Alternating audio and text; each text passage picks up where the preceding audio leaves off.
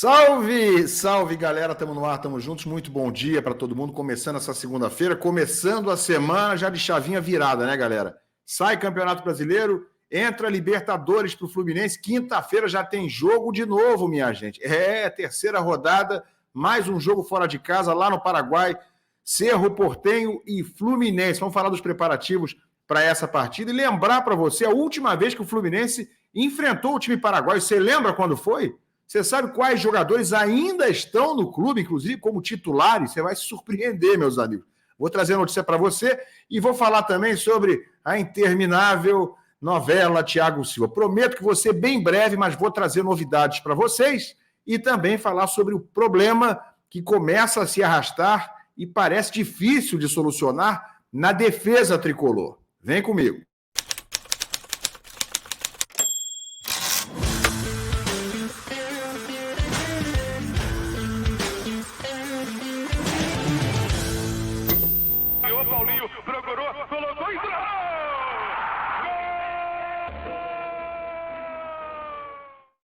É isso, Tapete Vermelho, seja muito bem-vindo. Se você curte aqui meu trabalho, deixa o like. É uma forma de você dizer que você curte o meu trabalho e você me ajuda muito a fazer esse conteúdo chegar em muito mais gente. Se você não é inscrito no canal, se inscreve agora. Estamos perto já de 30 mil inscritos em 2 meses de canal. Conto com vocês, tanto like quanto inscrição. É tudo 0800, é tudo de graça.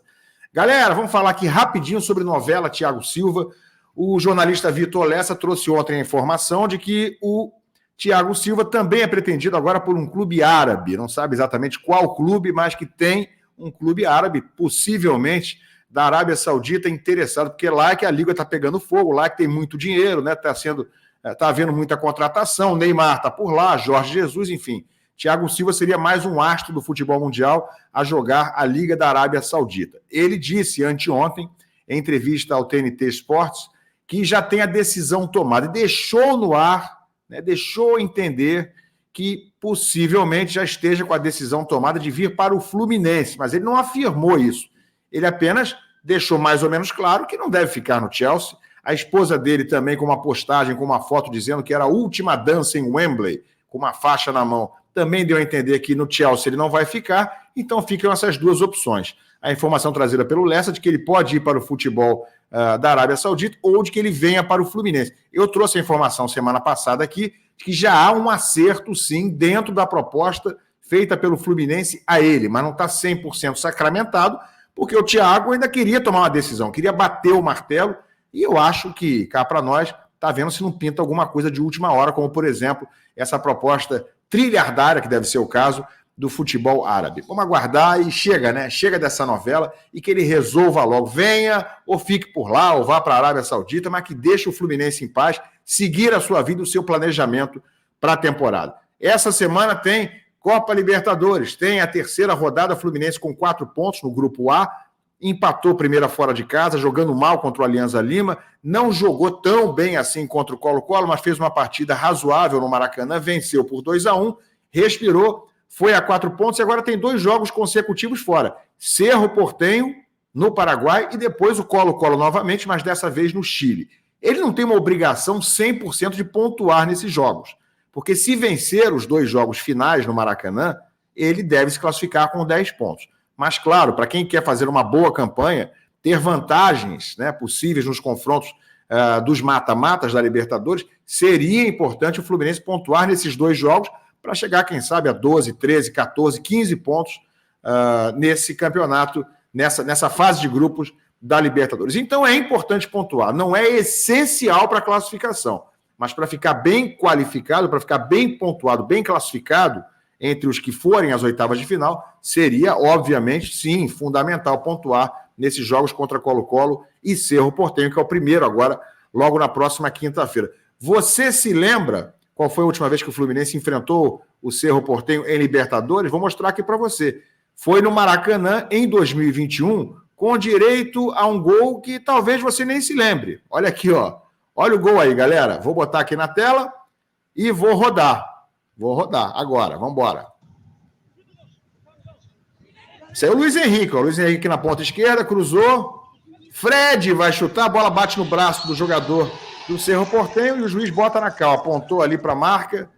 Pênalti para o Fluminense, o Maracanã completamente vazio, estávamos ainda na época da pandemia, isso aí em 2021, já era o segundo ano de pandemia, e quem vai cobrar? Ele mesmo, Dom Fredon. Olha aí, ó. Como manda o figurino, goleiro de um lado, bola do outro, Fred fez 1-0, gol único da partida, o Fluminense venceu o Cerro Porteño, portanto, nas oitavas de final daquele ano de 2021. Você lembra qual foi o time do Fluminense? Você está curioso para saber qual era o time, com Fred em campo, você viu aí, Luiz Henrique. Qual foi o time que jogou? Eu fiquei curioso e fui lá olhar. Olha aí, ó. Tá na tela aqui para você, ó. Vou botar aqui, ó. Tá aqui no cantinho, na matéria do GE da época. Marcos Felipe era o goleiro. Olha quantos jogadores de hoje, em 2024, algo que não era muito comum, né, no Fluminense até pouco tempo atrás, trocava quase o elenco todo, ano a ano, né, com as campanhas ruins. Agora, olha só quem já estava no Fluminense na época. Marcos Felipe era o goleiro. Samuel Xavier já era o lateral direito. Manuel, esse Manuel aí, era titular do Fluminense. Lucas Claro, bom zagueiro, que foi embora para o futebol do exterior, mas teve uma boa passagem no Fluminense. Lucas Claro formou a dupla de zaga com o Manuel. Egídio, minha gente, lateral esquerdo. André era reserva do Martinelli nesse jogo. O Martinelli começou e o André entrou depois, durante a partida. Iago Felipe, vocês lembram bem. O Nenê foi titular e o Ganso entrou durante o jogo, gente. Nenê, sim, que apareceu aqui, está aqui do lado na foto aí abraçando o Fred na comemoração do gol. Nenê era titular, Ganso reserva. Luiz Henrique começou o jogo, Kaique entrou no lugar dele.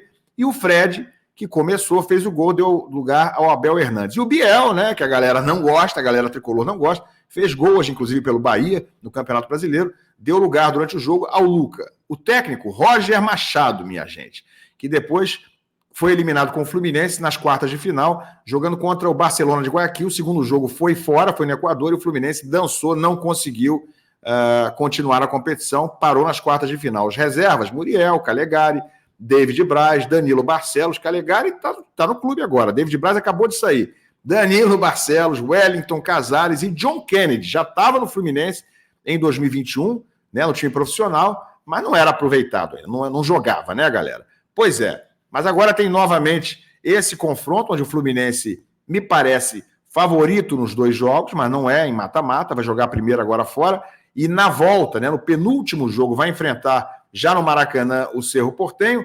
E, galera, tem que ligar um sinal de alerta, porque as coisas não andam bem num setor específico do time, que até fez uma boa partida, mais uma vez, do meio para frente contra o Vasco, venceu por 2-1, com bastante sofrimento, por conta do setor defensivo.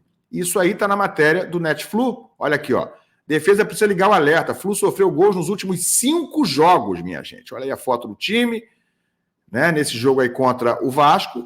Perdeu por 2-1, e aqui está o resumo dos últimos 5 jogos. Olha como é que o Fluminense levou 1 gol do Vasco, né, no jogo mais recente, 2 gols do Bahia na derrota contra o Tricolor da Boa Terra também no Brasileirão, 2 gols do Bragantino no empate da estreia, 1 gol do Colo-Colo, mesmo vencendo no Maracanã, 1 gol do Alianza Lima no jogo que abriu a participação do Flu na Libertadores. E aí sim, depois desses 5 últimos, antes desse, o 6º jogo foi um 0-0 contra o Flamengo no Maracanã, mas vamos lembrar que o Flamengo nem estava muito afim de jogo, estava só defendendo o seu resultado que construiu na ida, quando venceu por 2-0. Então, antes desse Fla-Flu do 0-0, na verdade, o Fluminense perdeu do Flamengo por 2-0, né? E no jogo anterior ao 2-0 do Flamengo, perdeu do Botafogo por 4-2, gente. Então, dos últimos 8 jogos, o Fluminense sofreu gol em 6. E levou 4 do Botafogo, 2 do Flamengo. Só no 0-0 em que o Flamengo não estava interessado em marcar gol, porque o empate para ele era ótimo, foi 0-0. Depois, nos 5 últimos, a coisa ficou ruim e a defesa está se complicando muito. Se complicou demais no jogo contra o Vasco. Está difícil para o Diniz arrumar uma solução. O pessoal falou, pô, Ilan, mas você viu agora porque ele não está escalando o Antônio Carlos?